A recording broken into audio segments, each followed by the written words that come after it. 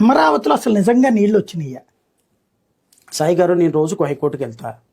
అమరావతిలో నీళ్ళు వచ్చినాయి. ఇనీషియల్గా అయితే అసలు పబ్లిక్ ట్రాంక్విలిటీ కంప్లీట్గా అసలు ఎటు వెళ్ళాల్సిన అవకాశం లేకుండా అయ్యింది.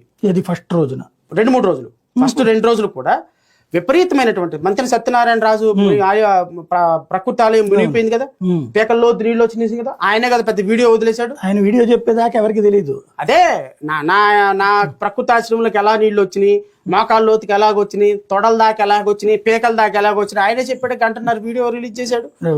ఇప్పుడు ఆయనకి నీళ్లు వస్తే, అంత దాకా నీళ్ళు వస్తే చంద్రబాబు నాయుడు మునుగదా?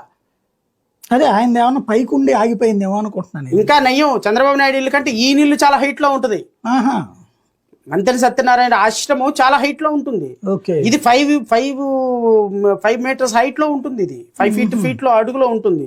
బికాస్ ఈయన చాలా హైట్ లో కట్టుకున్నాడు అప్పట్లోనే, ముందు చూపుతోటి. అదే ఆయన అన్నాడు కూడా అలా వీడియోలో, అన్నాడా? ఇన్ స్పైట్ ఆఫ్ దట్ ఆయనకి పేకల్లో నీళ్ళు వచ్చినాయి అంటే చంద్రబాబు నాయుడు గారి ఇంట్లోకి ఎన్ని నీళ్లు రావాలి? ఆ పక్కనున్న గోకరాజు గంగరాజు గెస్ట్ హౌస్ లోకి ఎన్ని నీళ్లు రావాలి? పాతూరు నాగభూషణ్ గెస్ట్ హౌస్ లోకి ఎన్ని నీళ్లు రావాలి? నీళ్ళు వచ్చినాయి, మణిపోయినాయి, ఎవ్వరు ఫోటో బయట పెట్టలా.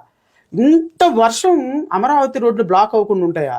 అమరావతి రోడ్లు బ్లాక్ అయినాయి కాబట్టి అమరావతి రోడ్డుని ఏదో అమరావతిని డిస్టర్బ్ చేద్దామనో, లేకపోతే అమరావతిలో ఇది చేద్దామనో, లేకపోతే నా అభిమతం కాదు. అభిమతం ఏంటి అంటే ఫ్యాక్ట్ ఈజ్ ఫ్యాక్ట్, మాట్లాడదాం.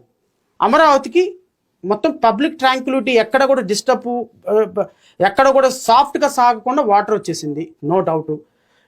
ఇంత దారుణమైన వీళ్ళ సంగతి కూడా చూడాలి. అమరావతి ఏదో మునిగిపోయింది, కొట్టుకుపోయిందని ఏదో ఫోటోలు పెట్టేసేస్తున్నారు.